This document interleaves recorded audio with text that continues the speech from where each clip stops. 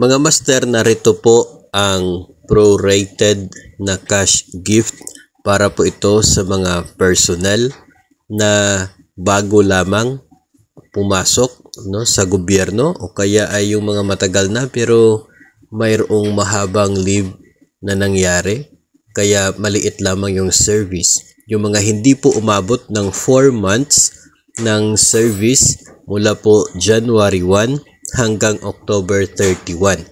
Wala po silang year-end bonus pero meron silang prorated cash gift. So galing po sa buong 5,000 na cash gift, ito lamang po yung makukuha. Kapag 3 months but less than 4 months yung service, 40% lamang ng 5,000 kaya 2,000 yung cash gift. Pag 2 to 3 months, 30% or 1,500. 1 but less than 2 months, 20% or 1,000 ang cash gift. Kapag less than 1 month, ito yung mga na-hire ng October. Sila po ay mayroong 10% lamang na cash gift or 500 pesos.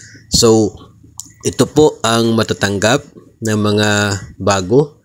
As I said kanina, yung mga bago po na hire na hindi umabot ng 4 months. Kasi kung umabot po ng 4 months yung service until October 31, buo sana yung kanila pong cash gift at meron pang year-end bonus. Kaso lamang dahil hindi po umabot ng 4 months ang service ngayong taon, kaya walang year-end bonus at ito lamang pong prorated na cash gift ang kanila pong matatanggap.